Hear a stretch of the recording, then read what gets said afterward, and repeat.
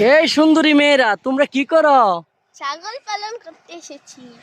আরে ছোট্টমণি সুন্দরী, তুমি কি করো? এ মেয়ে, তুমি কি করো? ছাগল পালন করি।